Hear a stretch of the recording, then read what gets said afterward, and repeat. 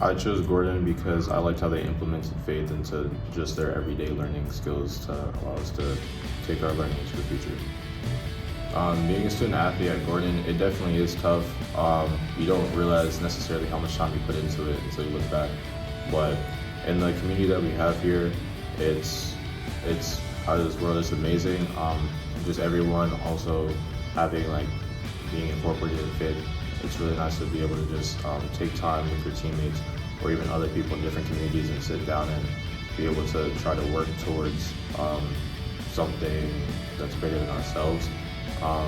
For myself, being able to take time with my teammates and do work, and after that to then take some time to set aside for the Lord and reading to our word is something that I didn't have in my last school, and so I'm very thankful to be able to be here and have the opportunity.